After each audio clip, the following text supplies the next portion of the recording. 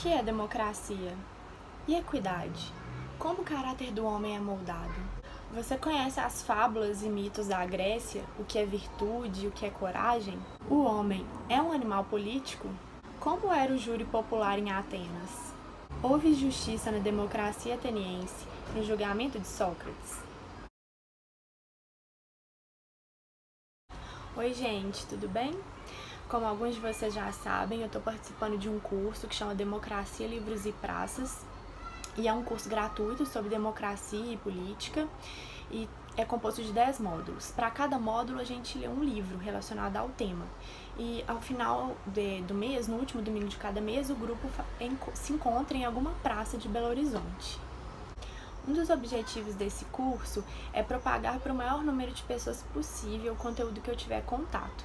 Então, todo mês eu vou fazer um vídeo contando um pouquinho sobre o livro, mas não é um resumo, tá, gente? Eu só vou pincelar algumas partes que me chamaram a atenção e eu espero que aguce a curiosidade e a vontade de vocês para aprender um pouquinho mais sobre democracia e sobre o livro.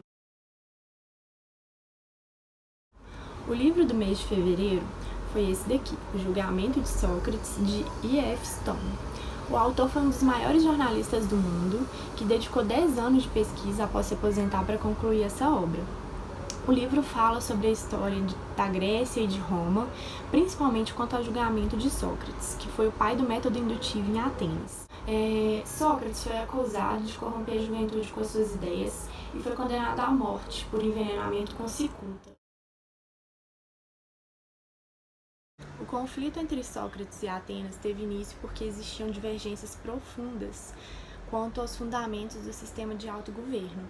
Enquanto os atenienses acreditavam que a natureza da comunidade humana era a polis, que segundo Aristóteles era uma associação de homens livres na qual os cidadãos se autogovernavam, o Sócrates defendia a ideia de que a cidade era um rebanho, que deveria ser governado por um pastor ou por um rei. A cidade deveria ser governada por aquele que tem virtude, por aquele que sabe. Mas o objetivo final do pastor não é tosquear as ovelhas para recolher-lhe a lã e vender-lhe a carne. A lição que os gregos tiraram disso é que a comunidade não deve subordinar-se à vontade absoluta de um único homem. E foi por isso que eles optaram pela polis. Dessa forma, o discurso de Sócrates se aproximava muito do conceito de monarquia, e defender a monarquia, principalmente em Atenas, era fazer uma oposição frontal à democracia. Virtude, para Sócrates, identificava-se com conhecimento. E o que então era conhecimento? O verdadeiro conhecimento só poderia ser atingido através da definição absoluta. Então, se você não sabia exatamente o que era uma coisa, você não poderia definir, então não sabia o que ela era. Assim, o conhecimento era inatingível até mesmo para ele, que com modéstia afirmava que a única coisa que ele sabia era que nada sabia, o famoso sei que nada sei. Por isso, sua proposição fundamental era a ideia de que a comunidade era um rebanho que era incapaz de governar a si próprio, já que a maioria dos homens comuns não possuía nem virtude e nem conhecimento.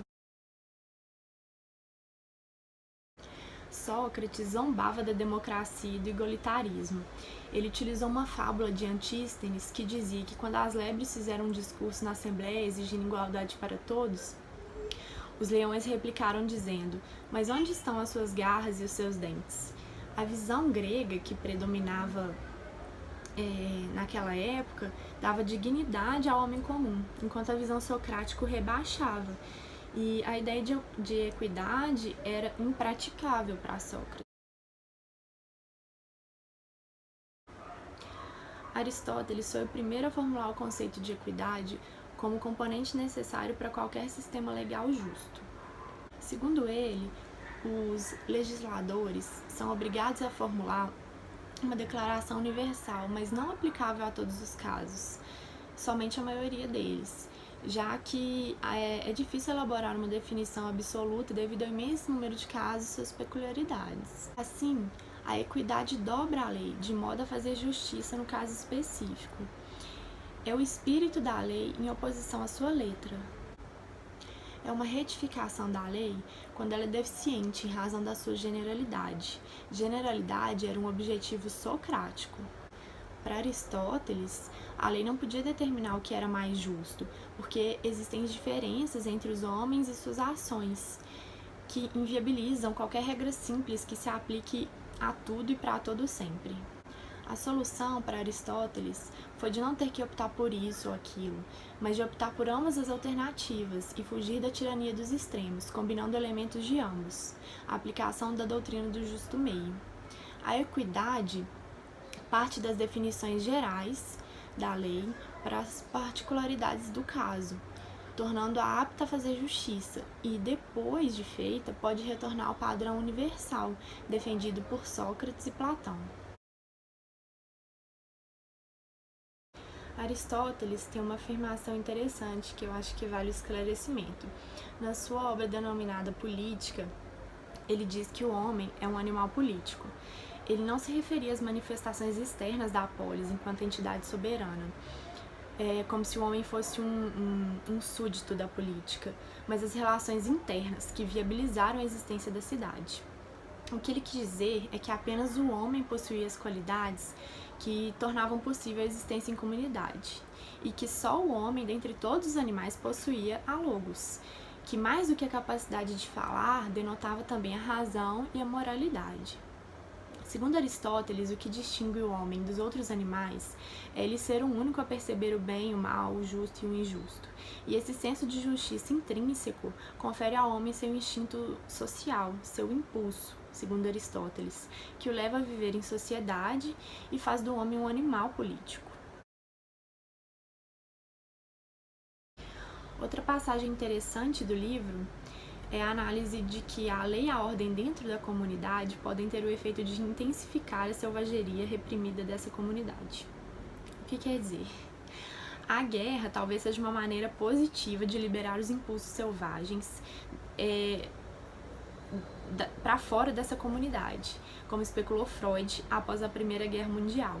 Ele acreditava que os impulsos anárquicos que os homens reprimem para possibilitar a vida em comunidade encontram uma válvula de escape na mortandade em massa da guerra, o que endossa a observação de Aristóteles, de que o homem, quando aperfeiçoado pela vida comunitária, é o melhor dos animais, mas que quando ele é separado da lei e da justiça, ele é o mais selvagem.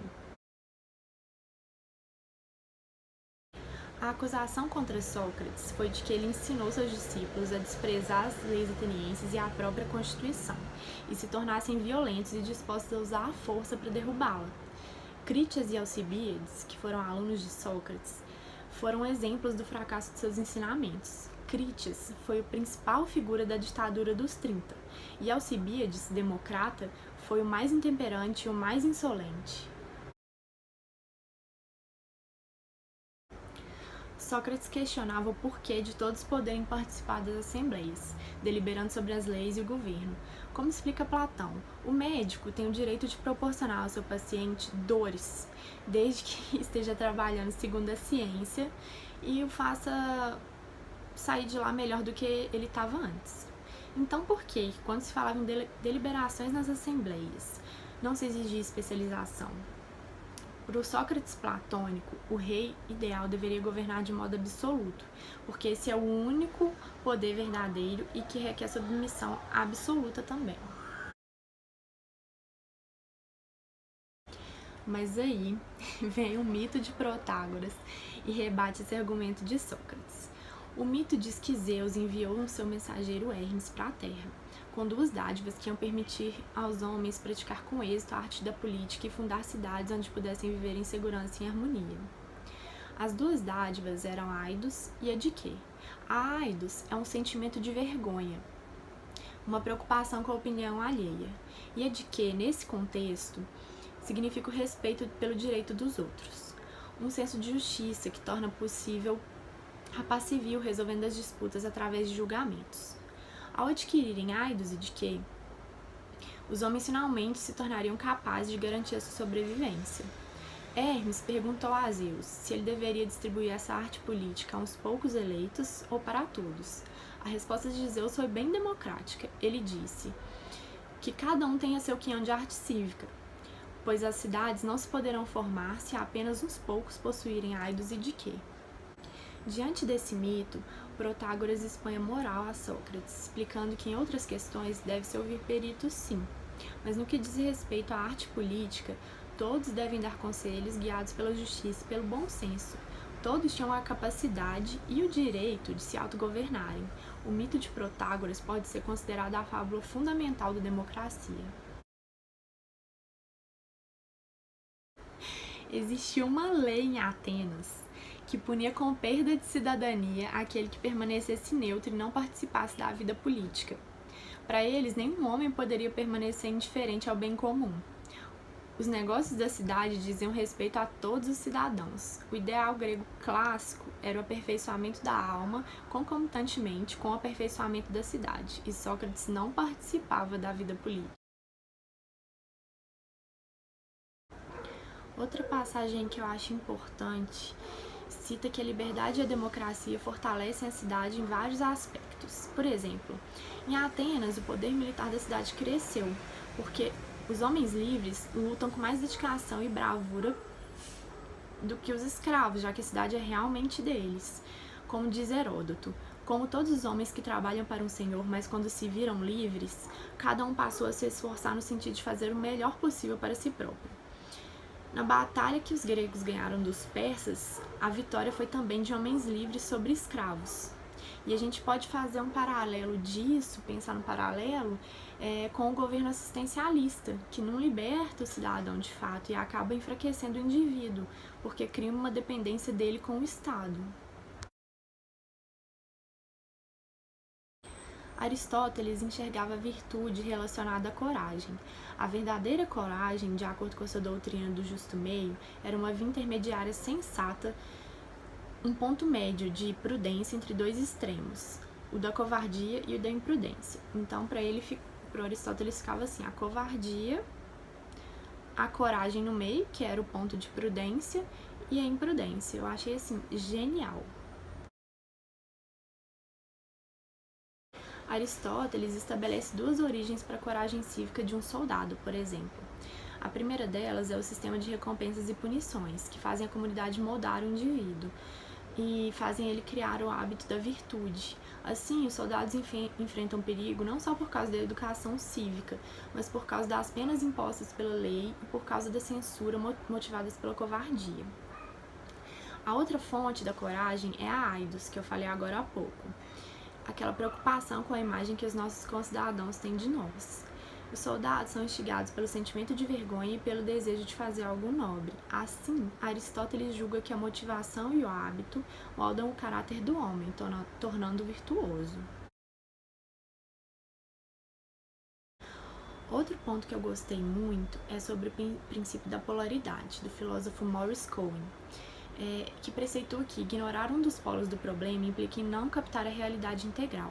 Nós vivemos em meio a mistérios. Um deles é o mistério da mudança e outro é o mistério da identidade. Ambos são realidades, porém inseparáveis. Por exemplo, as margens de um rio estão constantemente mudando, mas a sua identidade é duradoura. As células da nossa pele também, elas estão constantemente se renovando, mas a nossa identidade continua. A mudança é uma constante, mas a identidade também é. A verdade integral só pode ser aprendida quando ambas são levadas em consideração. Essa é a inspiração básica da dialética, que busca reconciliar os opostos. Tem um trecho de um diálogo de Sócrates com Cáricles que eu achei assim sensacional. Eles proibiram Sócrates de conversar fiado com os jovens de Atenas. Aí ele disse, eu estou disposto a obedecer às leis, mas para que não me aconteça de infringi-las por ignorância, gostaria de saber certos pormenores com clareza. A arte da palavra que me proíbem diz respeito ao raciocínio correto ou errôneo? Porque se refere ao raciocínio correto, devo abster-me do correto. Mas se tem em vista o incorreto, devo tentar raciocinar corretamente. Assim, brilhante, né? Sócrates foi a júri popular, e o júri em Atenas era composto por duas etapas, uma para definição se era ou não crime e outra para definição da pena. Tinham 500 membros e 280 votaram a favor da condenação e 220 a favor da absolvição. Por 30 votos de diferença, Sócrates teria sido absolvido. mas ele quis morrer, porque todas as circunstâncias eram favoráveis tanto à sua defesa quanto à sua fuga, se ele quisesse. Se ele tivesse uma atitude mais conciliatória e menos provocativa e arrogante, a pena poderia ter sido bem menos severa. Mas ele não se importava com a morte, porque para ele a morte era a realização final dos filósofos, pois abriria a porta para o verdadeiro conhecimento, já que o corpo para ele era o túmulo da alma. Ele se libertaria então dos seus vínculos do corpo com a alma, os vínculos do corpo com a alma, e por fim atingiria a visão celestial integral. Se Sócrates tivesse fundamentado a sua defesa na liberdade de expressão, certamente ele desafiaria os juízes e deixaria eles morrendo de vergonha. Diante de todos os relatos que eu li, me parece que Sócrates queria provar um ponto, mas aí já é uma análise pessoal minha, tá?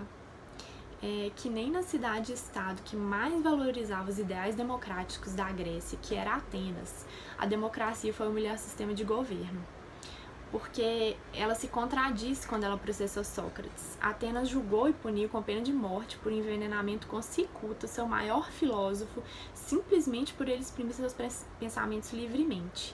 Ainda que afrontasse a democracia, se exprimir livremente não era um ilícito nas leis atenienses. A história da democracia de Atenas ficou manchada com a morte de Sócrates, a cidade se traiu. E a pergunta que fica é: houve justiça na democracia de Atenas? E na nossa democracia, qual é o maior problema? Qual é o maior problema da nossa cidade? De fato, somos bem representados? Nossas demandas e necessidades estão sendo atendidas pelos nossos governantes? E qual é o seu papel na democracia? É isso, gente. Eu queria dividir um pouquinho com vocês das minhas apreensões e impressões desse primeiro livro. Eu espero que vocês tenham gostado. Beijos e até o próximo!